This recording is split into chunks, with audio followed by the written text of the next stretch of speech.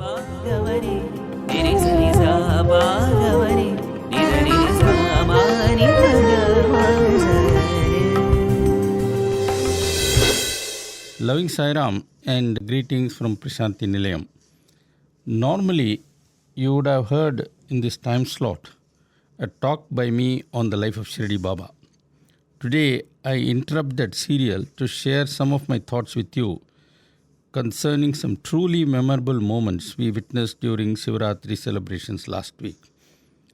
As you are aware, this year, Shivaratri, or Maha Shivaratri to be more precise, fell on Sunday, February 26th. As per Prashanti Nilayam traditions, typically this is how Shivaratri is observed. On the morning of the festival day, Swami's boys sing songs. After that, there is bhajan as usual and Swami retires. In the afternoon, everyone assembles in the divine presence for a discourse, which would then be followed by all-night bhajan singing. This all-night bhajan singing is a phenomenon in itself and merits a talk on its own, but I shall skip that. On the following morning, sometime after dawn, Swami comes back to the hall, listens to bhajans for a while, and then delivers one more discourse to bring the observance of Shivaratri austerities to an end. After that, there is prasadam distribution, which too is an event in itself. This, so to say, is the standard script for a non-Lingodbhavam year, and this was the way it was for many years until Swami revived the Lingodbhavam a few years ago. Last year, it was announced well in advance that there would be no Lingodbhavam, and as was to be expected, this resulted in a sharp decline in the crowds attending the function. By the way, although it was announced last year that there would be no Lingodbhavam, what actually happened was that after Swami finished the discourse in the evening and sat down to listen to the bhajans, suddenly there were strong symptoms that a lingam might emerge. However, Swami summoned his car and sped away. Ultimately, there was no Lingodbhavam, at least in public. This year too, the crowds were much smaller, probably because everyone expected that there would be no Lingodbhavam, and Sunday evening passed off without any lingam emerging from Swami. In a sense, many were glad because, Swami has to undergo enormous physical stress and strain while making the lingam come forth from him. Devotees told one another, this year Swami has mercifully spared himself the torture he has to undergo while bringing the lingam out. Came Monday morning. Swami came out at around 6:45 and sat in his chair. Bhajans were going on as usual. Meanwhile, a big group of Swami's boys got busy bringing in fresh hot prasadam from the canteen in huge vessels and started parking them in Sai Kulwant Hall for distribution after the conclusion of the proceedings. I noticed, though, that they were doing things somewhat differently to the routine they usually followed. I knew, however, that this must be on explicit instructions from Swami. In all such things, it is Swami who is truly the manager. He decides even minute details, and nothing can ever happen unless he personally orders it. Okay, all this is fine, but this is not what I wish to talk about today.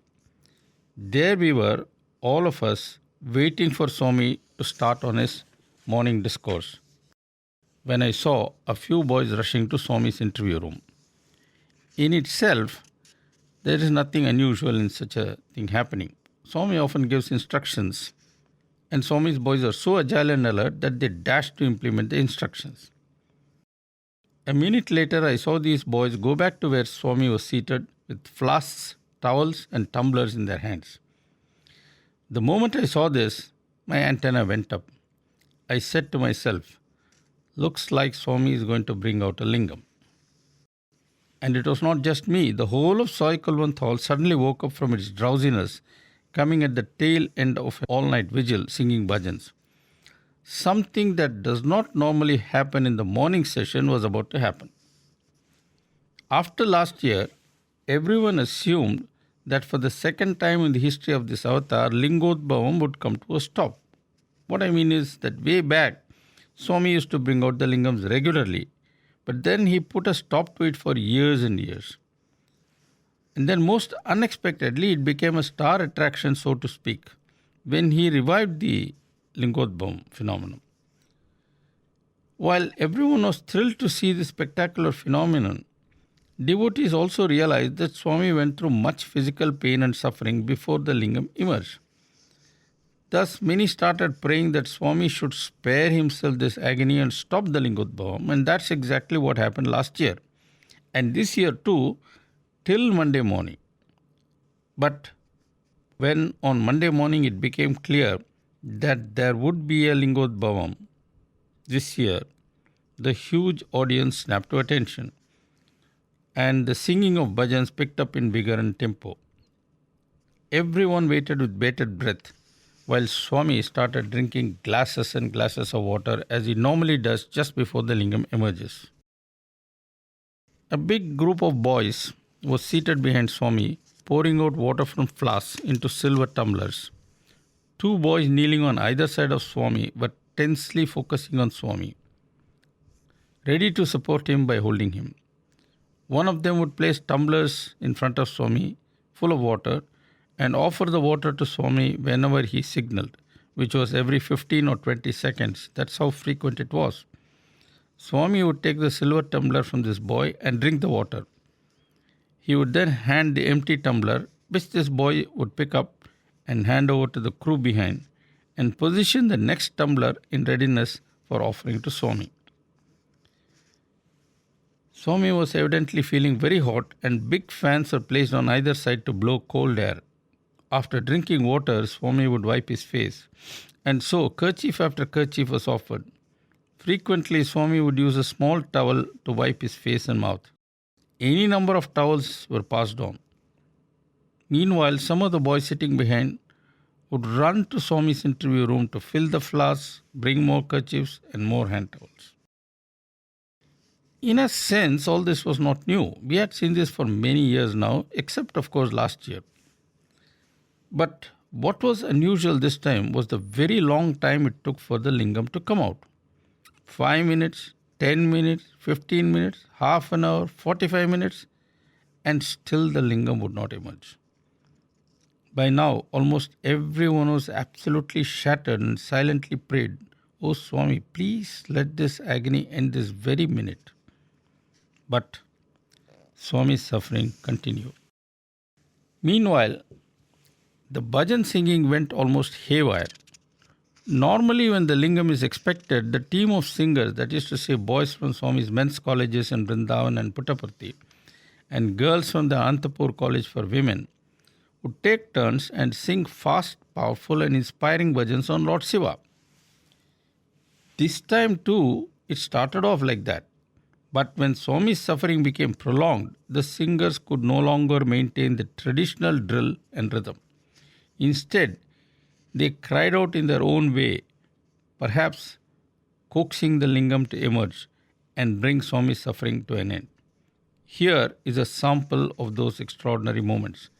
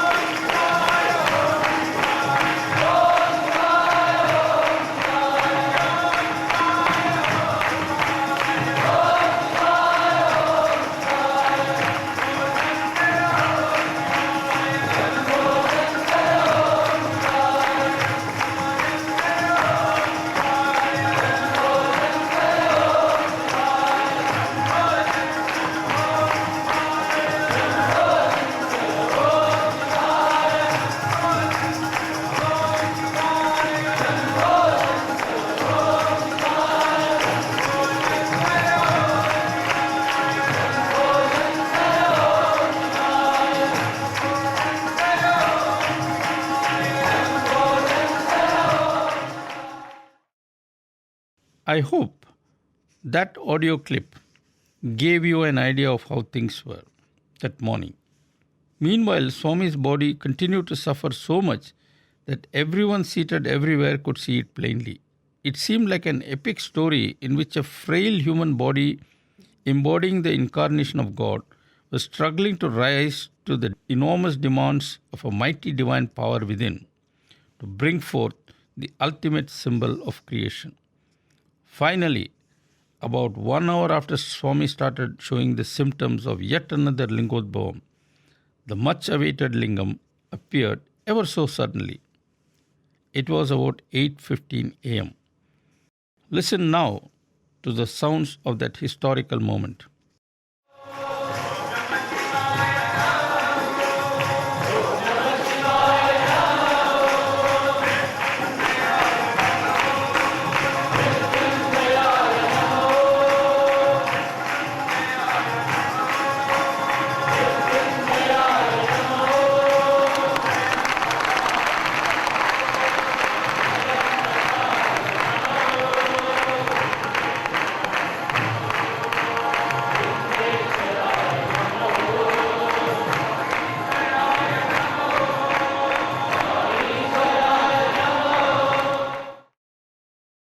I would now like to digress and reflect for some moments on the significance of Lingodbhavam itself.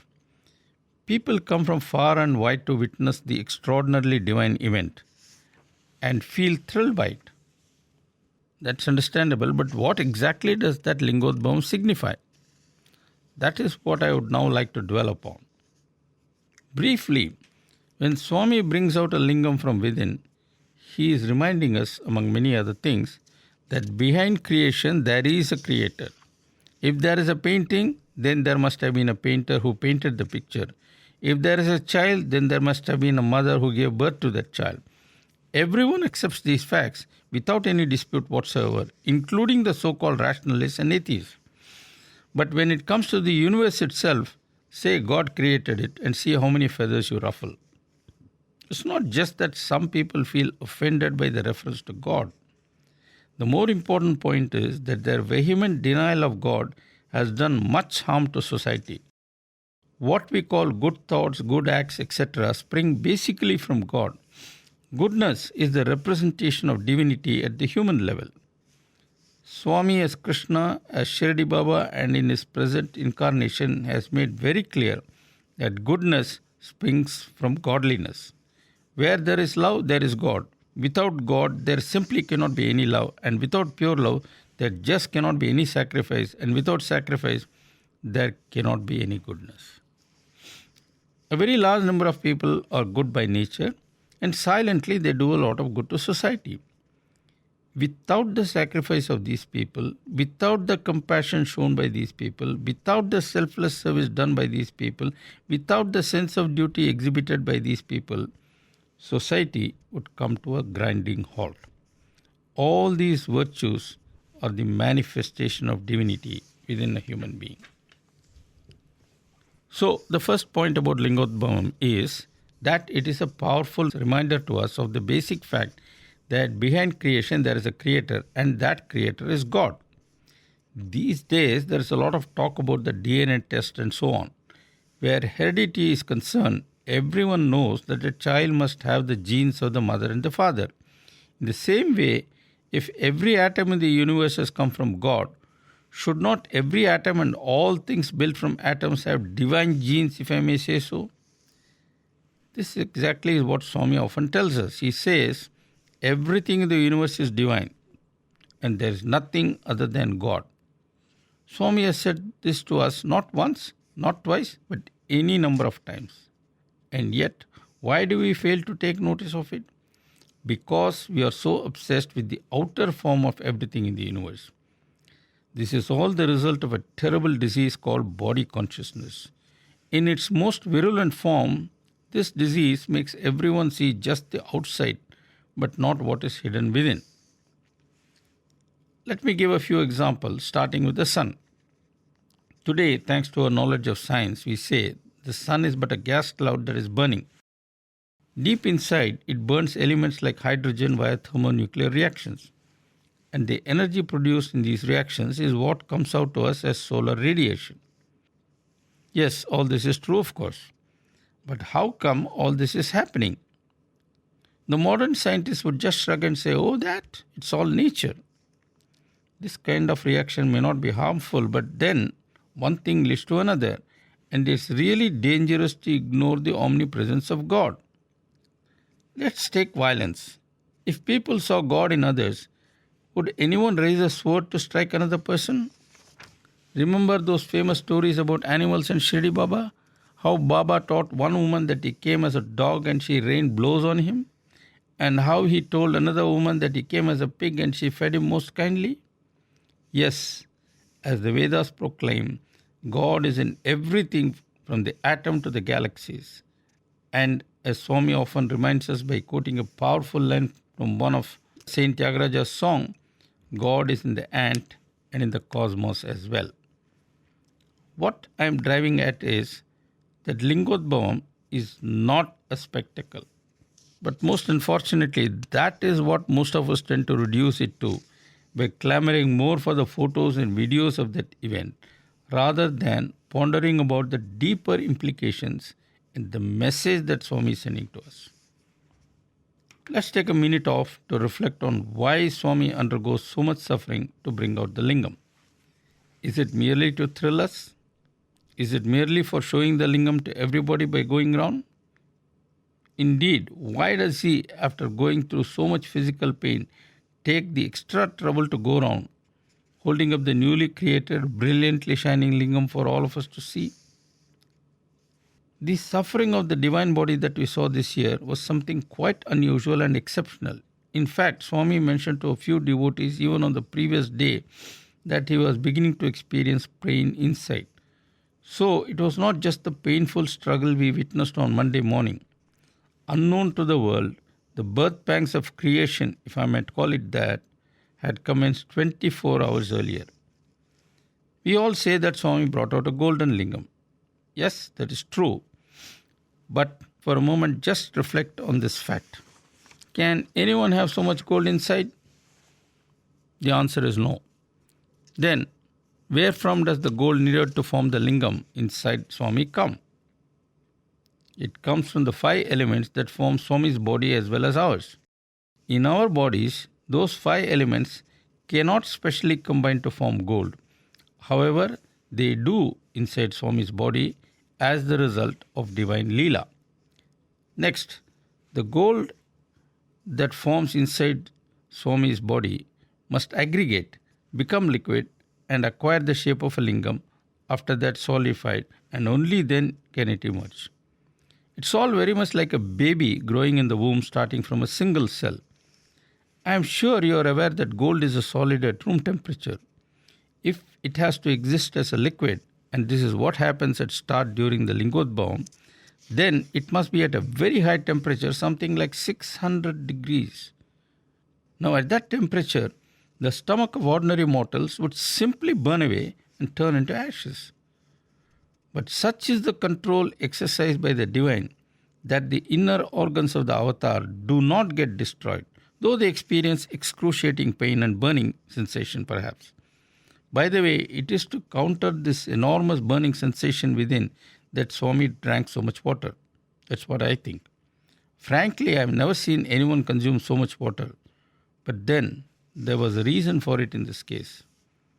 In short, I personally believe that through the Lingodbhavam, Swami is sending us many subtle signals. The first of these is that we must see God everywhere so that we do not disturb society and harm nature, both of which, each in its own way, are an aspect of God. When an individual fails to see God in society, it then becomes very easy for that individual to slide into actions that harm, injure, and even have the capacity to destroy society. People do not realize that corruption harms society.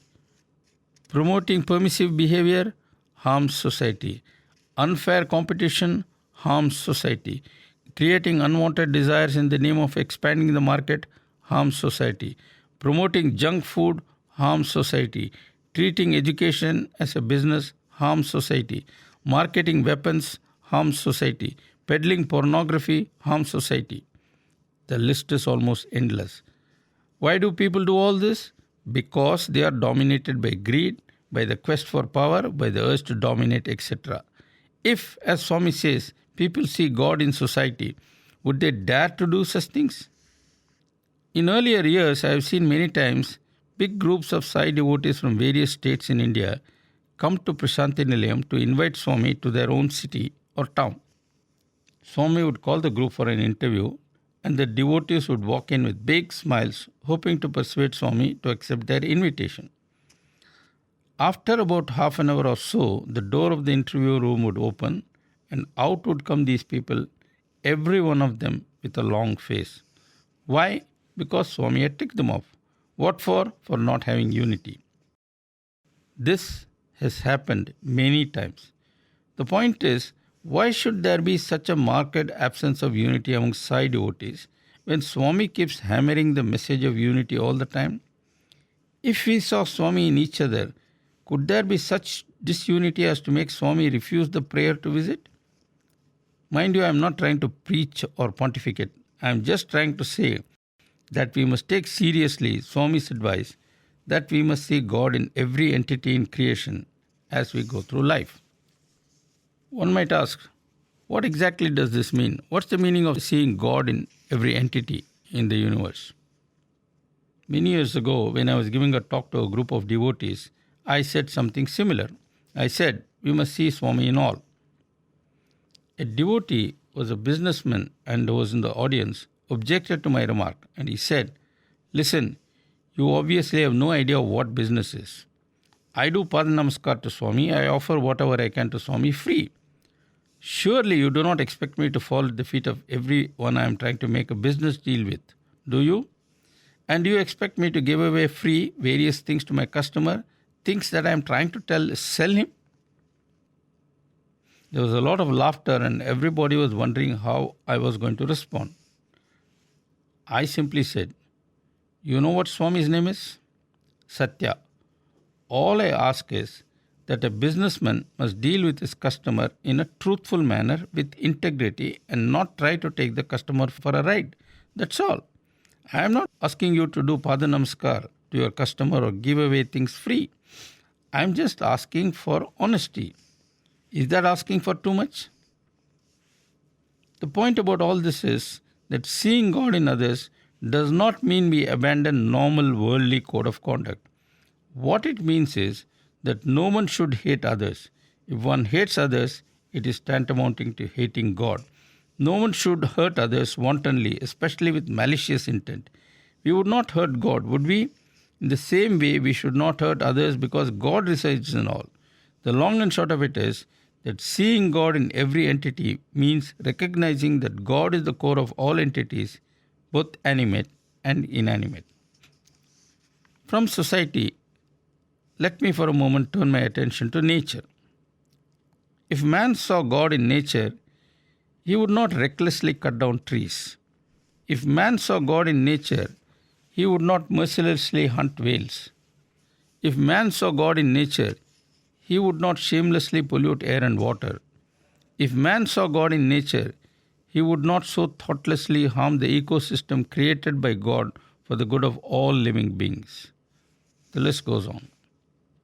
What I am trying to get at is that the Lingodbhavam is really a profound lesson, teaching us the following. 1. The universe exists because the Creator has specifically willed it be so. 2. Everything in the universe is divine at the core, though we might see bewildering diversity on the outside. 3. Man must live in harmony with society and nature, and this he must do by seeing God everywhere. 4. This does not mean we go around saying, oh snake, you are God, or oh tiger, you are God, and things like that. That would be entirely artificial. Rather, we must love all living beings on earth, both humans and of other species, and we must not deliberately cause harm to anyone or anything. On the contrary, if we can help, we should. 5. We must also remember that since we have come from God, we must get back to God. The sooner, the better. 6. And getting back to God would be possible only if we try to purify ourselves. You remember that this year, or I should perhaps say last year, 2005, the theme of the World Conference held at the time of the 80th birthday was Unity, Purity and Divinity. In simple terms, this means first we must feel one with all beings, not only on earth but in the entire cosmos. Next, we must strive to be internally pure, meaning we must keep a long distance from our eternal enemies. You know, the usual fellows, Kama, Krodha, etc. And when we achieve this sense of oneness with everything and are also pure, then we can become united with God and enjoy bliss forever. I do not know whether you would agree with me, but according to me, these are the lessons, subtle lessons I should perhaps say, that Swami is teaching us through the divine and extraordinary phenomenon of Lingodbhavam. Mankind has not seen this before, and I am not sure mankind would see it subsequent to the Sri Sathya Sai avatar. We, who are privileged to witness it, must seek a higher meaning in it, rather than simply see it as a rare and spectacular event. Just think of the 1 hour of long agony that Swami went through. Swami being divine, he could easily have made the lingam come out in a jiffy, but he did not. Why? Because he wants us to know that anything good and beautiful cannot be created without pain and sacrifice. All babies are beautiful, but just recall how much pain the mother has to go through for giving birth to the baby. It is those lessons that Swami is recalling and reiterating. I wonder how many of us realize that sacrifice and purity go together. Some of you may recall the famous story of Shiva swallowing poison. The essence of that story is that when people get together for doing anything collectively, there are bound to be a lot of bad vibrations in the start, generated by the evil lurking within humans. If any good is to be achieved, then those bad vibrations must be quelled, and that can be done only with sacrifice. Since in the story concerning Shiva he makes a big sacrifice, Shiva is also known as Tyagaraja, or the king of sacrifice. Let me now get on with the rest of the story of that unforgettable Monday morning. The moment the lingam emerged, Swami's face brightened instantly. He then put the lingam on a plate and called for the moving chair that is actually a seat in his small Toyota car. Swami sat on the chair and went round Sai Kulwant hall, holding up the golden lingam in his right hand to let devotees see the lingam from close quarters. In fact, he went round many times, giving ananda to all. We thought after this Swami would signal for Aarti and prasadam distribution. But that was not the case. He went to the place near where the boys of the primary school sit and whispered something. Soon, a red Hyundai car, kept in readiness, was brought there, and Swami graciously blessed Mr. Paramahamsa by presenting him the car. It must be added that Mr. and Mrs. Paramahamsa live in the ashram and have been serving Swami for many, many years, particularly by taking care of destitute children and mothers who have been given protection by Swami for nearly a decade. In fact, Swami has built an entire village to accommodate the destitute mothers and their children. Swami spoke very highly of this devoted couple. After Mr. and Mrs. Paramahamsa were honored, they signaled to the children they are taking care of to come near Swami. What followed then was truly memorable. Swami became overwhelmed with love as he distributed sweets to these erstwhile village kids. Swami spoke to them gently and softly. We could not hear what he said since there was no mic, but we could make out from the reactions of those standing near Swami that he was very happy the way these children had shaped after coming under his protection. Mr. Anil Kumar then very kindly gave the huge gathering some background to the whole episode. Just listen to what Anil Kumar said. Out of his mercy and compassion, Bhagavan will educate them. You'll be surprised to know that they will have the breakfast, the lunch, the tea and the dinner.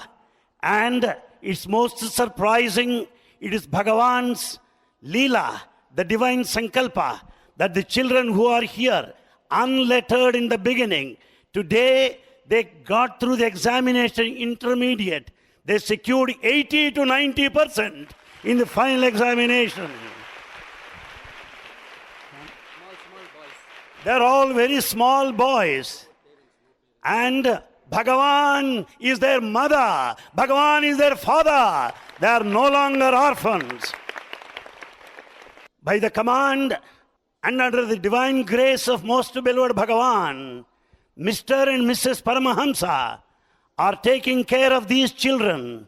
They take them to hospital whenever they fall sick, bring them back, and they have been doing great service to these children as their sadhana. Sometimes the children require treatment there in Bangalore, and Mr. Paramahamsa takes these children for treatment to that place, Bangalore, also if needed. Bhagavan wants you all to feel that Bhagavan is your father, Bhagavan is your mother. Never feel that you are alone. Never feel isolated. Bhagavan is your anchor and support. You have lost your parents and you never saw them. To live with Bhagavan is sadhana. You will find these boys ecstatic, extremely blissful, very happy, with smiles on their faces. Bhagavan is supplying them not only food, whatever clothes they need from time to time. These children should study well and come up in life as per expectations of our most beloved Bhagavan. You should not have any kind of bad qualities. You should have all good qualities only, having been here. You should respect elders. You should be friends with your equals. You should take care of your studies. You should mind your business only, nothing to do with anybody else. On this auspicious day of Shivaratri, Bhagavan blesses you all with a long life, spiritual life, healthy life, happy life. After that, the former destitute children expressed their gratitude to Swami in many ways, including by singing a song or two. Here is a song sung by one of them. Dandalaya, dandalaya, koti dandalu, శతకోటి దండాలు అండనుండే స్వామిని నీవని మాటకటే చాలు, నీ మాటకటే చాలు. దండాలయ్య దండాలయ్య కోటి దండాలు, శతకోటి దండాలు అండనుండే స్వామిని నీవని మాటకటే చాలు, నీ మాటకటే చాలు. మేడలద్దు మిద్దెలద్దు, ఆటలద్దు పాటలద్దు, మేడలద్దు మిద్దెలద్దు, నీ నీడన ఉంటే చాలు. ఆటలద్దు పాటలద్దు, నీ మాట వింటే చాలు. సిరులు వద్దు గిరులు వద్దు, వరద హస్తం ఒకటే చాలు. సిరులు వద్దు గిరులు వద్దు, వరద హస్తం ఒకటే చాలు. గెలుపు వద్దు ఓటమొద్దు, చల్లనైన చూపే చాలు. దండాలయ్య దండాలయ్య కోటి దండాలు, శతకోటి దండాలు అండలుండే స్వామిని నీవని మాటకటే చాలు, నీ మాటకటే చాలు. నీవు అవతరించినావంట, విన్నపాలనందుకొని పాలించగలమంట. దినజనులకై నీవు అవతరించినావంట, విన్నపాలనందుకొని పాలించేదనమంట. 80 ఏండ్లుగా మాపై త్యాగమూర్తివై నిలచి, 80 ఏండ్లుగా మాపై త్యాగమూర్తివై నిలచి, కన్నీరును వన్నీరుగా మార్చే మా దేవుడవంట. దండాలయ్య దండాలయ్య కోటి దండాలు, శతకోటి దండాలు అండనుండే స్వామిని నీవని మాటకటే చాలు, నీ మాటకటే చాలు.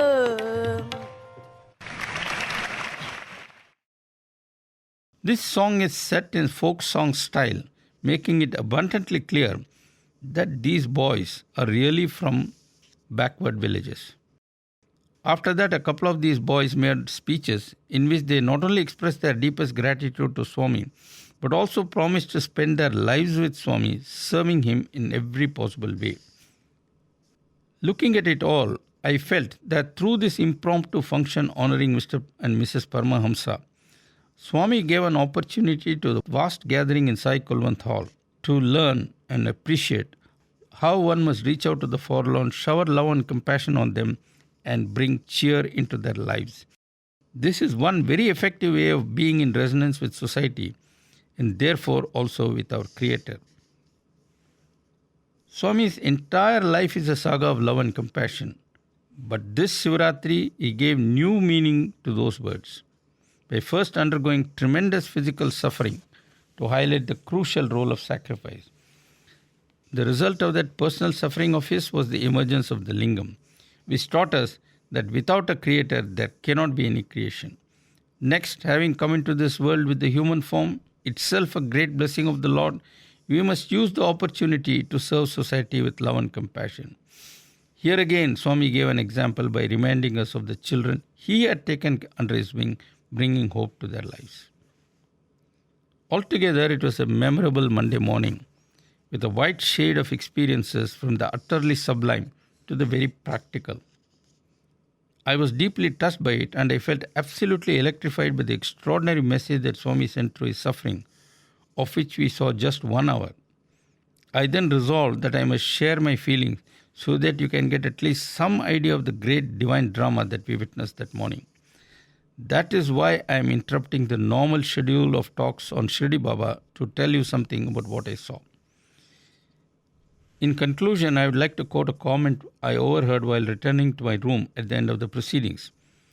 2 young ladies were walking by talking to each other. They spoke in Tamil, which happens to be my mother tongue.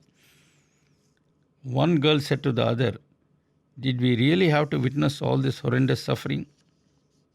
Indeed, that is the question we all should ask ourselves. And so, let us all pray that Bhagavan will not tax his physical body from now on. Instead, let him give us the buddhi to absorb and practice the profound lesson he has taught us this year after much physical suffering. Thank you and Jai Sai Ram.